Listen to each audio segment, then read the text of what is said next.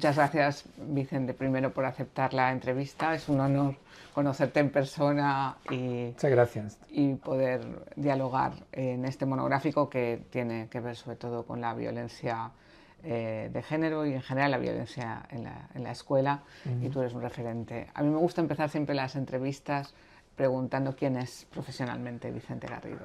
Bueno, soy profesor catedrático de educación especializado en criminología en la Universidad de Valencia y llevo toda mi vida, como tú has comentado, pues estudiando el problema de la violencia en muchas de sus manifestaciones, realmente en todo el espectro, porque hemos trabajado desde la prevención en escuelas, también hemos trabajado con escuelas de padres, pues hasta trabajo en las cárceles, con exdelincuentes, en fin, todo el espectro, la verdad.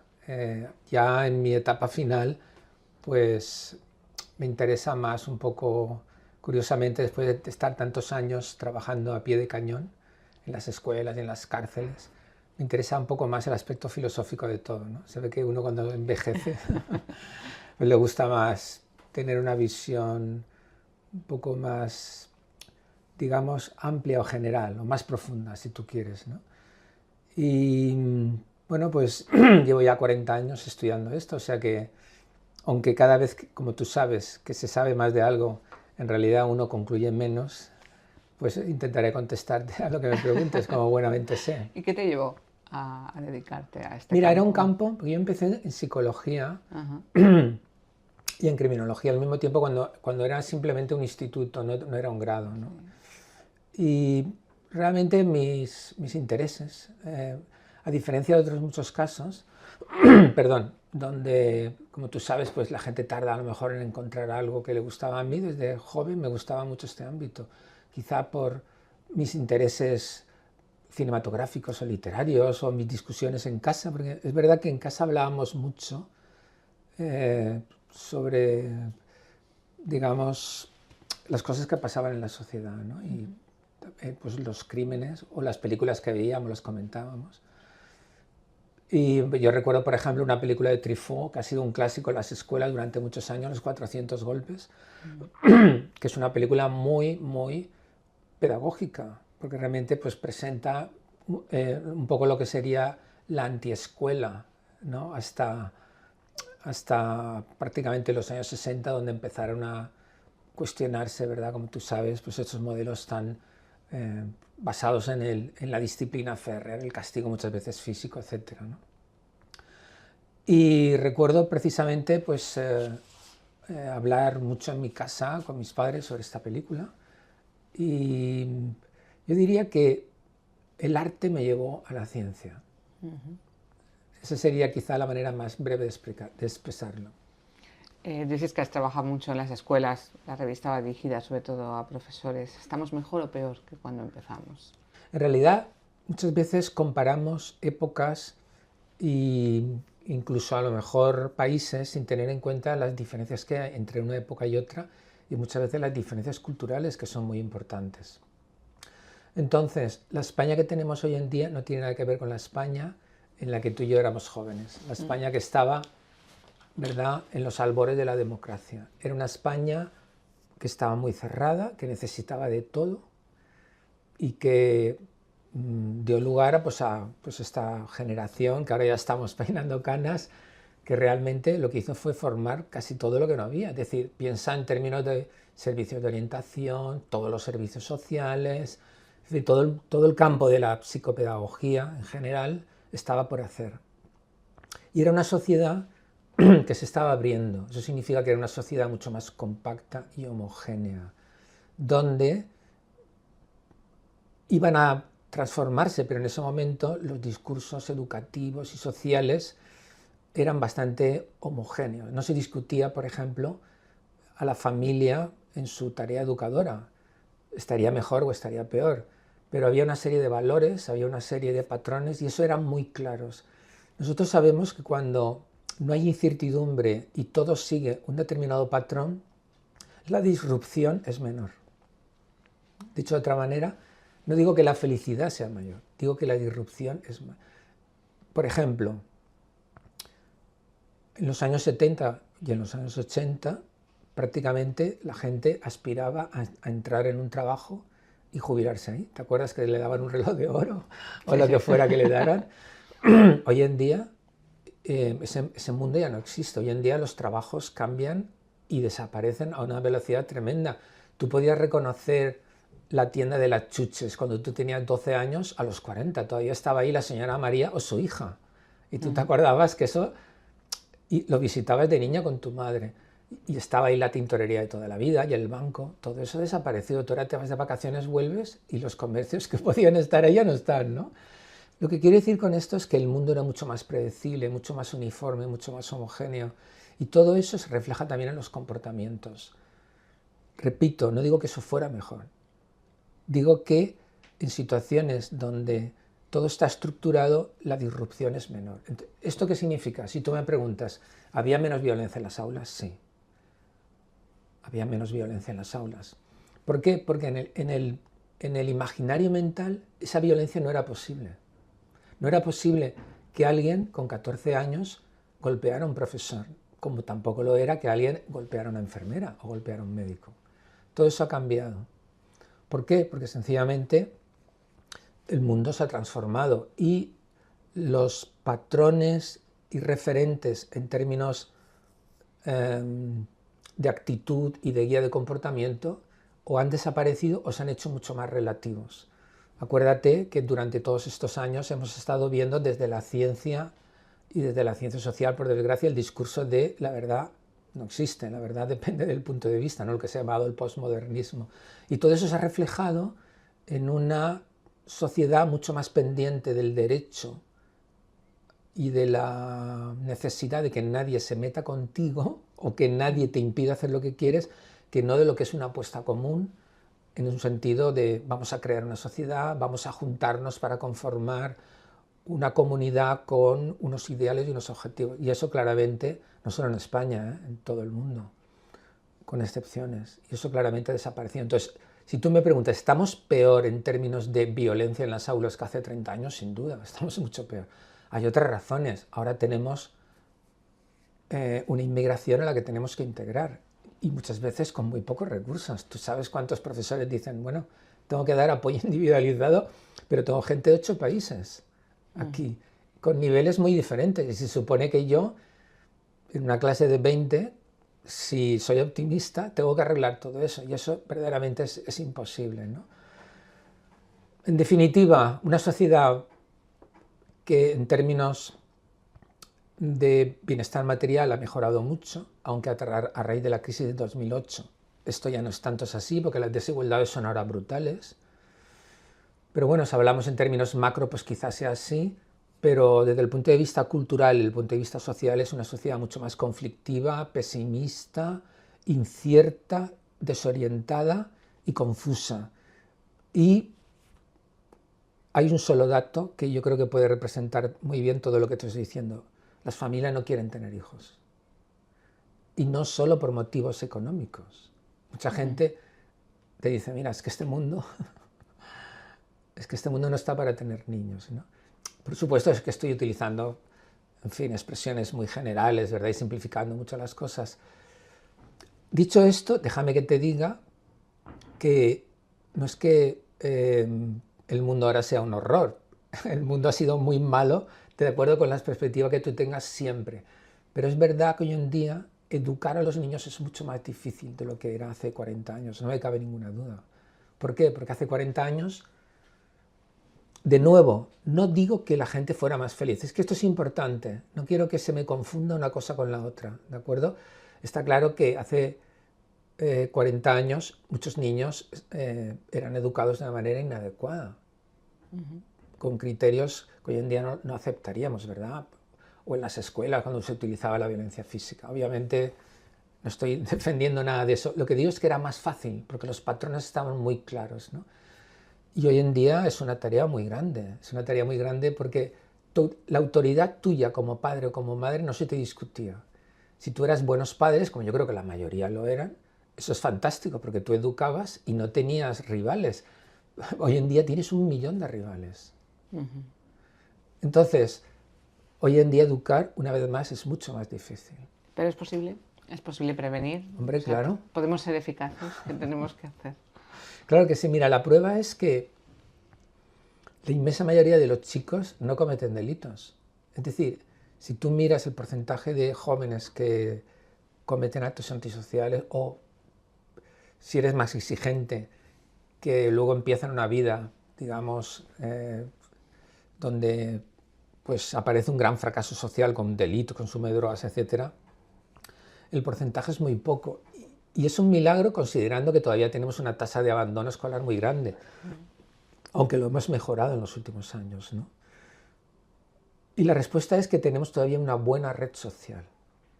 Es decir, España, a pesar de todo, sigue siendo un país donde la familia es importante, donde tenemos un sentimiento de comunidad, a diferencia de lo que ocurre en otros países, y eso genera una red social muy grande. Entonces, a pesar de tener una tasa de abandono todavía, no recuerdo ahora el porcentaje, no sé si es el 17%, no me acuerdo. Por ahí andamos, sí. Por ahí, ¿verdad? Que es una tasa muy grande, Muy ¿no? alta. Pero a pesar de eso, nosotros no tenemos un 17% de delincuentes juveniles, ¿verdad? Si no, no podríamos salir a la calle, ¿sabes? Entonces, claro que es posible. Es posible porque a pesar de esa tasa de abandono, la mayoría de los chicos salen adelante y conforman una vida. Que cada vez esto será más difícil, sí. Es evidente que cada vez el fracasado escolar lo va a tener más complicado. De hecho, ya lo está siendo. Hace 30 años un chico que le iba mal los estudios, de estos que a mí es que no me gusta estudiar, esta frase es un clásico, conseguía trabajo fácilmente.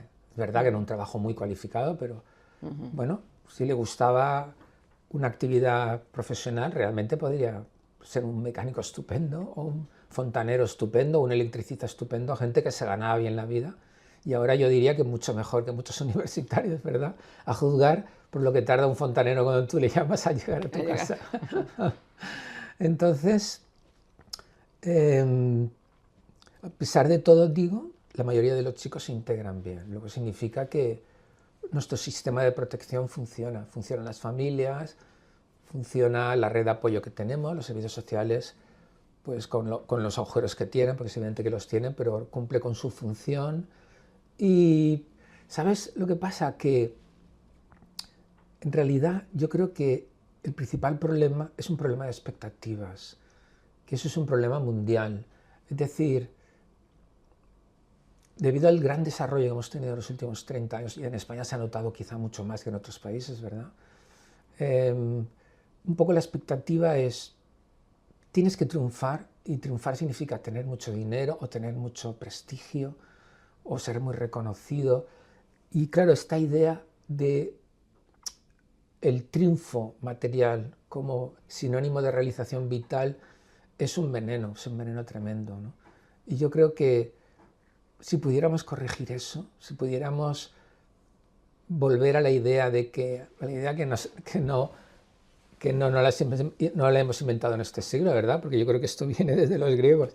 La idea de que una persona realizada es una persona pues, que cumple con su naturaleza o que desarrolla su naturaleza en su máximo, que se siente querido y que es capaz de establecer lazos con la gente y que su trabajo tiene un fruto.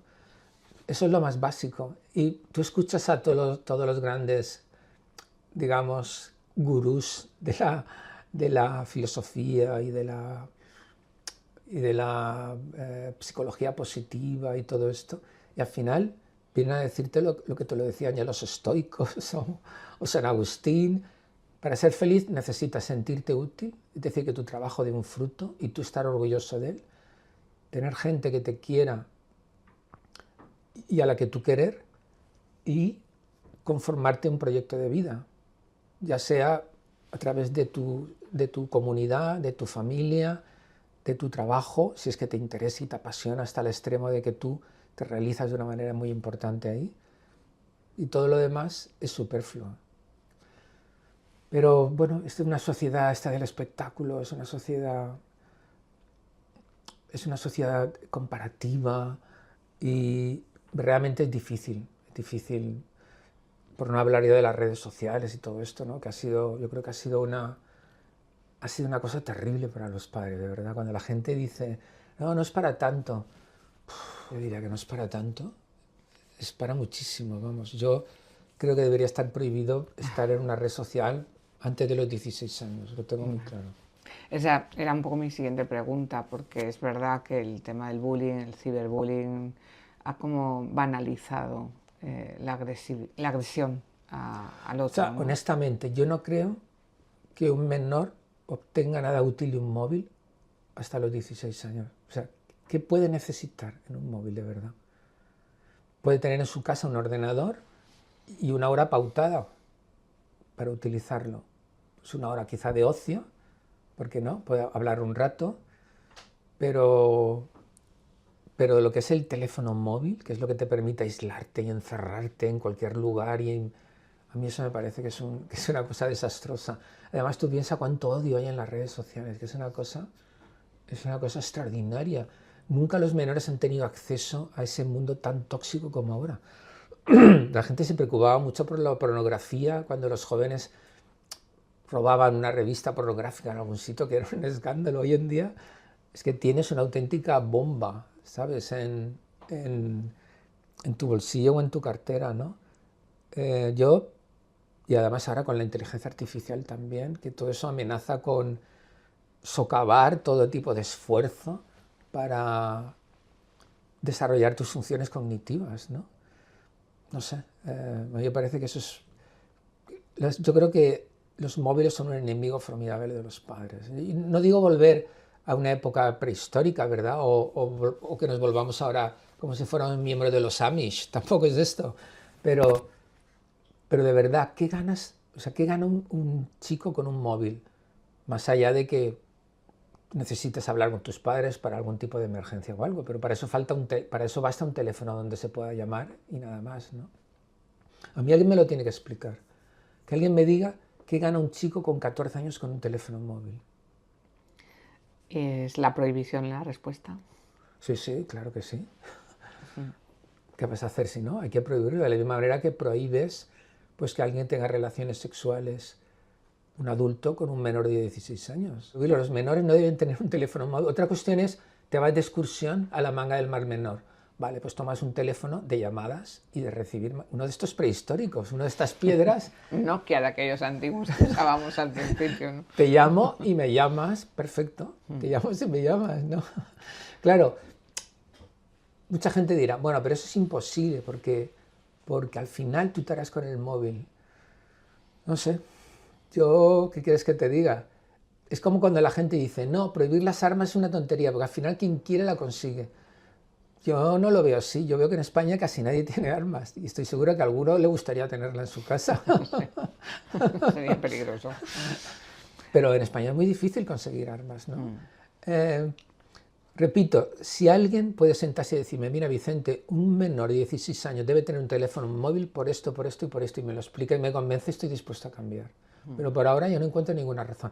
Ahora, si tú me dices internet, yo te digo, vale, en tu casa, de manera controlada, tú tienes un tiempo en internet para trabajar en tus tareas escolares.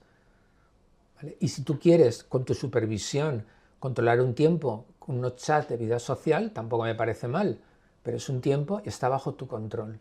De tal manera que ahí no se cuela ningún depredador sexual pidiéndote fotos comprometidas, ni te van a hacer bullying, etcétera, etcétera, ¿no?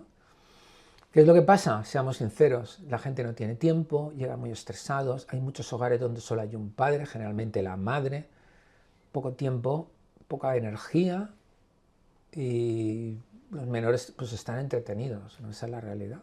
Tú confías además, esperas, porque tu hijo nunca haría eso, a mi hijo nunca le pasaría esto, pero luego te das cuenta que a tu hijo le pasa eso y que tu hijo hace eso, ¿sabes? En fin, no sé, yo en este punto, en otros muchos puntos soy más permisivo, pero yo creo que aquí, repito, estoy esperando que alguien me diga, Vicente, estas son las ventajas de que un menor de 16 tenga un teléfono móvil. Yo te diría, vale, pues bien. Otra cuestión es, vámonos de viaje, 8 horas en el coche, tomo un aparato de juegos, eso es otra cosa, pero no es un teléfono móvil. Muy bien. Como hablas mucho de antes y ahora, quizá una de las cosas que está cambiando es la tolerancia hacia la violencia contra las mujeres, que es un tema, bueno, pues que se daba por hecho, que todavía en muchos de los países donde llega la revista socialmente está permitido, es lo normal. Hemos avanzado. Bueno, en España hemos avanzado muchísimo. Es decir, en España, en general, por supuesto puede haber lugares donde no sea así. Si una persona se le encuentra culpable de un acto así, resulta estigmatizado. Fíjate lo que hemos cambiado en 20 años con Nevenka Fernández. ¿Te acuerdas del caso de Nevenka Sí. ¿cómo se llamaba? En la provincia de León, creo que era, ¿verdad? No me acuerdo Sí, dónde fue. sí, eso es. Lo que le pasó a ella, ¿no? Hoy en día, pues, la dinámica ha cambiado. Es más, de hecho, hace poco la ministra de Educación no vino a la inauguración del curso académico universitario en Valencia porque quien iba a dar... no, perdón. Sí, exacto, porque quien iba a dar la elección inaugural está acusado de un delito de violencia de género. No condenado, pero hay una denuncia contra él. O sea, el estigma es brutal ahora mismo, ¿no? Y a mí, desde luego, me parece bien porque respeta una mayor sensibilidad. Desde luego, es importante esperar a las resoluciones judiciales, ¿no? Porque no todo el mundo es culpable, ¿no? Esto también hay que reconocerlo. Pero qué duda cabe que en España ha cambiado. Ahora, en Sudamérica o en Centroamérica el asunto es diferente. Todavía hay una concepción, la verdad, muy sexista de la vida y de las relaciones. Y creo que es un problema muy grande porque en esos lugares el amor y la posesión están muy unidos, ¿no? Si tú le echas una visión general, lo que ha sido la canción romántica, sobre todo que ha nacido de allá, ¿no? Donde están los grandes boleros y las grandes canciones de amor, te das cuenta que hay un sentido muy fatalista de la relación, ¿no? Es la vida o la muerte, tenerte o no tenerte, amarte y no amarte. Lo cual es comprensible porque en el mundo del arte y de los sentimientos esas emociones extremas pues te conmueven más, ¿no? Pero yo creo que ahí ha sido muy, muy fuerte el sentimiento de si tú me amas, tú eres mía. Y al revés también, ¿eh? Al revés también. Si tú me amas, tú eres exclusivamente mío. Y eso tiene que ver con el hecho de que educar para amar es muy complicado. La gente tiene una idea equivocada sobre esto, creo yo. Intento explicarlo, pero no siempre se me entiende. Para amar bien, en el sentido que nosotros consideramos que es un amor maduro, la persona tiene que haber tenido un buen desarrollo psicoafectivo. Cuando digo un buen desarrollo me refiero que sus funciones mentales y afectivas se han desarrollado con arreglo a nuestro canon cultural, que tiene que ver con el respeto hacia el otro, la importancia de la tolerancia hacia los demás, la dignidad de la gente y todo esto. Entonces, el ciudadano no comprende que mucha gente, por diferentes razones, no llega a su madurez habiendo hecho bien la tarea del amor. Yo le llamo la tarea del amor. La tarea del amor significa, dicho de una manera muy bruta, yo no tengo derecho a que tú me quieras, salvo que tú lo desees, pero yo no tengo derecho a eso. No es un derecho que yo tengo. Tú tienes el derecho de amarme o no, pero yo no tengo el derecho a exigirte que tú me quieras. ¿Eso qué significa?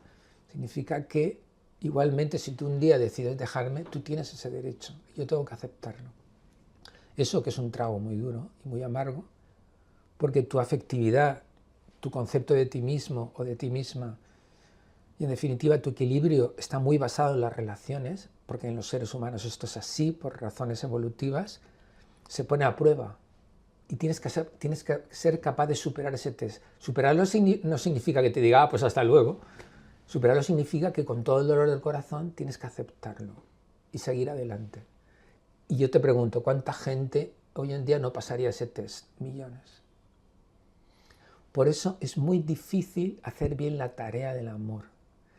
De la misma manera que tenemos otras tareas en el desarrollo, la tarea del control de la violencia. ¿Comprendes? Cuando somos niños, vete a una guardería. Eso es una guerra total. ¿O no? Sí, sí. O sea, tú puedes ver ahí lo que significa ser irracional. Vete a una guardería, niños de 1, 2 años van a muerte. ¿Por qué? No hay conciencia, ¿no? Como diría Freud, no hay superego. Y ahí todo es mordisco, me llevo yo el juguete. ¿Qué significa? Significa que tenemos que crecer controlando nuestros impulsos de ira o de enemistad hacia la gente. Hay que controlar. Es una de las grandes tareas del desarrollo. Interiorizar las normas, crear una conciencia, de tal manera que si tú violas las normas te sientas culpable, dicho en 2 palabras. Esa es la tarea. Pero luego, con respecto a la tarea del amor, tú tienes que crecer de tal manera que tú quieras vincularte a una persona para hacerla feliz, para enriquecerla. Y por supuesto que hay un cierto sentido de posesión, pero tienes que tenerlo bajo control. Entonces, ¿por qué mucha gente es violento con sus parejas? Porque esa tarea, por razones culturales, por razones de personalidad, por ambas, no se ha hecho correctamente. Por eso hay gente que prefiere morirse antes que dejar que se vaya su pareja. Literalmente se suicida. Entonces, es algo, no es que sea irracional, lo es, pero el proceso se explica racionalmente. Si tú no has hecho convenientemente esa tarea, cuando vienen mal dadas, fracasas. Porque sencillamente no sabes cómo hacer esto. Y claro, no estoy diciendo que no son responsables, claro que son responsables. Lo que digo es que porque en definitiva tú siempre puedes tener un punto donde tu voluntad te dice, no puedo matarla, por mucho que yo considere que es injusto que me deje, por mucho que considere que es algo verdaderamente ofensivo, yo no la puedo matar, porque para eso está Dios. Puedes pensar en Dios, el único que puede quitar la vida es Dios, ¿verdad? No digo que no sean responsables, lo que digo es que tú no has sabido hacer eso. Entonces, es como si tú eres futbolista, si tú eres delantero pero no metes un gol, bueno, pues no has desarrollado bien esa función, no has desarrollado bien esa tarea, ¿no? Tendrías que mejorar. Pues en esto igual. Mi impresión en las escuelas, en educación, es que la tarea del amor la hemos limitado a educación emocional y hemos desterrado la educación ética, que cada vez tiene menos rigor. Y no se puede aprender a amar sin Yo añadiría algo. Hemos confundido la educación sexual con el amor. Me río, entre comillas, cuando después de algún, en fin, de estos hechos terribles, ¿verdad?, algún homicidio, sale alguien diciendo, no, es que tenemos que dar mejor educación sexual. Y yo digo, ¿la educación sexual? O sea, no se trata de la educación sexual. Por supuesto que la ética es importante, pero yo diría que hay un apartado específico donde tú tendrías que enseñar a los chicos en qué consiste el amor. Porque eso, ¿dónde se enseña? En las familias, yo no veo que los padres hablen. Por ejemplo, tú estás con un chico, tu hijo tiene 15 años, y tú observas que está muy pesado con una chica, que la controla, que la llama. Si yo soy su padre o su madre, yo le diría, oye, siéntate un momento que voy a explicarte qué es esto del amor. Es decir, el amor no es estar continuamente detrás de esa chica. Yo sé que es lo que sientes, los 15 años, todo inflamado, ¿verdad? Pues ¿dónde se educa a los jóvenes en el amor? En ningún lado. En las escuelas, desde luego, no, solo faltaba ya que les dijera, bueno, aparte de todo, explíquele cómo tienes que enamorarte, en qué consiste el amor. Pero, por ejemplo, el mito de que tú puedes cambiar a alguien por amor, que es algo muy metido en el imaginario colectivo, este mito, que tú lo aprendes por ósmosis, no, me quiere, lo voy a hacer cambiar. Es mentira la mayoría de las veces. ¿Dónde puedes aprender tú a desacreditar ese mito? Pues esa es la razón por la cual estás muchos años aguantando a alguien, porque tú piensas que al final lo vas a cambiar y no lo vas a cambiar. No lo vas a cambiar. Es decir, si una persona con 18 años es huraña, hostil, impulsiva y posesiva, tú no lo vas a cambiar por mucho que le quieras. Esas cosas nos enseñan. Entonces, tú me hablas de la educación ética, sí, pero yo voy a ser más específico. Habría que enseñar a los chicos en qué consiste el amor. Está claro que con eso no íbamos a evitar muchas cosas, pero al menos que tú tengas la idea clara sobre lo que es esto. Tú luego podrás hacer lo que quieras. Si yo te enseño que una persona que no te deja ni a sol ni a sombra no es una prueba de amor, sino de posesión, tú por lo menos lo tienes en la cabeza. Luego haz lo que quieras. Igual te sientes muy feliz si alguien está 24 horas detrás de ti, pero por lo menos lo sabes, lo has aprendido, lo has escrito, lo has hablado. bueno, ahora no, igual quizá dentro de 3 años te sirve. Entonces yo diría que en las escuelas esa tarea no se hace y creo que sería complicado hacerlo, la verdad, con lo sobrecargado que estamos, pero a lo mejor deberíamos plantearnos en escuelas de verano y sobre todo los padres, no está claro que es una tarea para los padres, ¿verdad? Pero yo, si hiciera una escuela para padres, yo desde luego en los primeros, en las primeras actividades yo pondría esto, ¿no? Hablar a los chicos de lo que es el amor. No, nosotros tenemos la impresión de que las chicas vuelven hacia atrás. Quiero decir que tú decías en otros países, pero mi impresión aquí es que volvemos otra vez a los celos, son signo de amor, las chicas más rosa cada vez, los chicos los prototipos de género vuelven otra vez a radicalizarse. Bueno, he leído algunas cosas sobre esto, sí, pero la verdad no sabría muy bien a qué se debe, porque los chicos están recibiendo continuamente mensajes contradictorios que van en contra de todo eso. Habría que hacer una investigación, a ver por qué esto es así, si es que es así, ¿no? Porque, repito, creo que nos faltan todavía datos concluyentes sobre este aspecto, ¿no?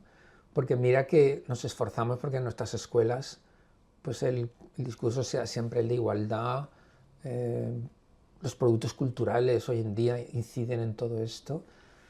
La verdad no sé por qué, si toda la sociedad toda, en general hay un discurso cultural en contra, no sé por qué vuelve el estereotipo anterior. Para mí sería una razón desconocida, habría que preguntarse por qué, no lo sé. Nos faltan modelos masculinos razonables. Yo a veces veo las series estas nuevas de Netflix and Company y todos los hombres son adolescentes un poco, ¿no? Sí, sin madurar, sí, a ver, sí, débiles, emocionalmente inestables. Sí, nos faltan modelos o les faltan modelos a los jóvenes. No sé, no creo que sea tan importante esas series que ven en Netflix como para cambiar todo esto, la verdad. Yo creo que muchas veces se maximiza el efecto de determinados programas de televisión. No creo que marquen tanto la vida de la gente, ¿verdad? Lo digo porque si eso fuera así, tendríamos millones de asesinos en el mundo. Porque los chavales ven millones de asesinatos al cabo del año, ahorcamientos, violaciones, cosas aberrantes, y nuestros chicos no lo hacen, ¿no? No sé, no, yo creo que realmente, no sabe muy bien la razón. Sí, por supuesto he leído cosas acerca de la crisis del modelo masculino, pero no sé. En primer lugar, yo tendría que convencerme de que es cierto que las chicas hoy en día, desde el punto de vista actitudinal, prefieren más los roles machistas masculinos. En primer lugar, tendría que convencerme de eso, cosa que no lo estoy. En segundo lugar, habría que averiguar por qué. No sé, de todas maneras, las influencers con millones de seguidores y lo que publican, y una dice, hemos vuelto atrás, quizá porque nuestra generación tuvo que luchar mucho para llegar donde estamos. Hablo como mujer ahora. Pero claro, igual habría que interpretar qué es la vuelta atrás. Es decir, el hecho de que una chica admire que un hombre, pues, digamos, sea decidido o de alguna manera quiera destacar en el aspecto varonil, eso no significa que sea un troglodita, ¿no? Y que sea un machista. Quiero decir que habría que ver lo que los influencers dicen, que es un retraso también, ¿no? Porque esto también es muy discutible, ¿verdad? O sea, lo que se le puede pedir a un hombre es que sea un hombre que destaque en los aspectos que tenga que ver con su sexo, pero que sea una persona respetuosa con todo el mundo, ¿no? Con independencia de eso. Si quiere presumir de músculos o de ser un tipo duro, a mí eso no me parece mal, con tal de que sea una persona honesta y respetuosa, ¿verdad? Y lo mismo con las mujeres. Yo no tengo ningún problema en que las mujeres destaquen en un aspecto femenino, con independencia de que eso no dice nada acerca de su valor intelectual, ni moral, ni nada, ¿no? No sé, creo que el discurso de las influencers muchas veces es un discurso para tomarlo con muchas pinzas, ¿eh? No sé. Cambiamos de tercio. Has escrito mucho sobre psicopatía y psicópatas. ¿Hay más escondidos de los que parecen? Sin duda, porque claro, si la estadística culturalmente es consistente, porque en general nos habla de un 1 o un 2%, piensa que eso en España es más de medio millón, y solo una parte pequeña, como digo en mi libro El psicópata integrado, solo una parte pequeña está en la cárcel. La mayoría está fuera de la cárcel. Una parte de estos cometen delitos de manera que nadie les detecta, pero la gran mayoría son simplemente inmorales, asociales. No están en la cárcel, forman parte de nuestras vidas. No irán a la cárcel porque no cometen delitos, por lo menos graves, infracciones administrativas seguro, algún otro desliz quizá en Hacienda, poca cosa, ¿no? Pero dañan mucho la convivencia, claro, porque es gente que te va a manipular, gente que te va a explotar, que no tiene sentimiento de culpa, que no quiere a nadie, y son padres, son compañeros en el trabajo, que se van a aprovechar de tu trabajo, que van a intentar dividir a la gente si es en su propio beneficio, que va a aprovecharse del trabajo del otro, que va a generar un mal ambiente y va a hacer mucho daño también. Entonces, en la familia y en el trabajo es un enemigo formidable, ¿verdad? ¿Y tenemos niños psicópatas? Nosotros no utilizamos el término psicópata hasta que una persona no está al final de la adolescencia, porque hay muchos síntomas positivos, es decir, conductas disruptivas, desafiantes e incluso violentas, que desde luego son patrimonio del psicópata, pero no solo. Y un número de estos chicos que parecen psicópatas luego son falsos positivos, es decir, cuando llegan a la edad adulta, de alguna manera han dejado como un sarampión. Ha sido más una turbulencia de su biografía y de las situaciones en las que estaban que realmente su personalidad. Ahora, nosotros hablamos de niños o jóvenes en riesgo de psicopatía. Y obviamente los hay, obviamente los hay. Y algunos destacan por cometer crímenes con una gran violencia, de una manera extraordinaria, ¿no?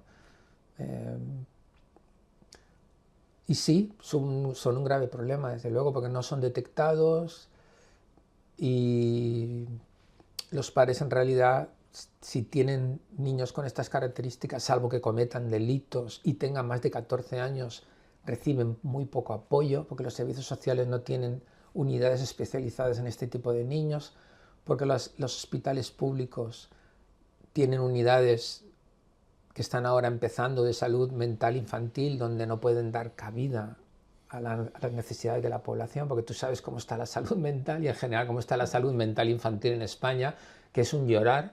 Cuando dicen, España tiene una de las mejores sanidades del mundo, yo siempre digo, menos en salud mental infantil y juvenil, que tenemos una de las peores del mundo.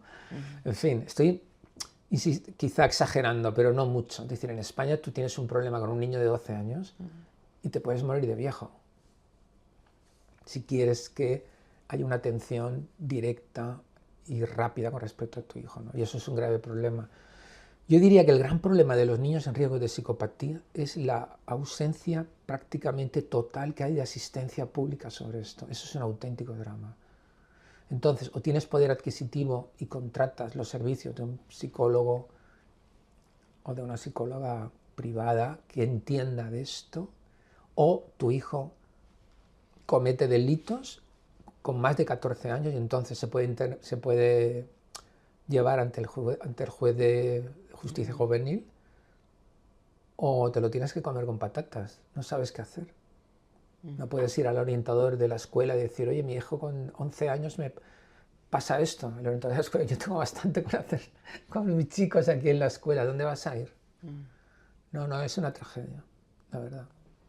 Bien, yo seguiría, pero luego hay que meterlo en papel. Claro, y luego me tienes que editar. Sí, y luego me riñen. Pero bueno, me gusta también terminar siempre, la revista va a profesores de todo el mundo, de muchos niveles, que les dejarías como mensaje. Bueno, el mensaje que yo les dejaría es positivo, muy positivo. Mi experiencia profesional y personal también durante estos 40 años es que ser maestro, ser profesor es una de las profesiones más importantes del mundo, porque literalmente cambia la vida de la gente. Yo he visto un montón de niños que iban mal, muchas veces hacia un camino bastante complicado, y los profesores los han salvado. Es decir, han hecho de ellos jóvenes con una vida digna, con una vida con propósito, y que duda cabe que la educación es importantísima, importantísima. Mucha gente cuando habla, por ejemplo, de niños psicópatas, no, estos niños son ya de nacimiento, digo, sí. Algunos de ellos, claro, tienen una base genética importante, porque de hecho se ve, hay estudios, ¿verdad?, hoy en día longitudinales, donde se observa que el afecto genético es importante. Pero no es lo mismo un niño que tiene tendencia a la psicopatía, que es capaz de controlar sus impulsos de violencia y que, dentro de lo que cabe, lleva más o menos una vida integrada, sin desarrollar de una manera importante su egocentrismo y su afán de explotación del otro. Nunca será fácil vivir con él, pero puede ser alguien contenido, a alguien que en un ambiente escolar o educativo inoperante da rienda suelta a sus peores impulsos, y ahí la educación puede hacer muchísimo. Y es decir, que incluso con los niños más difíciles, una buena educación. En fin, yo he conocido un montón de niños que, examinándolos, he pensado, Dios mío, si este niño no hubiera ido a esa escuela o no hubiera tenido estos padres, este niño estaba en la cárcel seguro y hubiera matado a varios, seguro. Es decir, la educación les ha salvado. Por eso mi mensaje para todos los maestros y profesores es: su trabajo es enormemente importante, y cuanto peor sea la condición inicial del niño, mejor ha de ser la educación. Luego, frente a las mayores dificultades, una mayor educación. Esa es la receta. Muy bien, pues muchísimas gracias, Vicente. Un placer.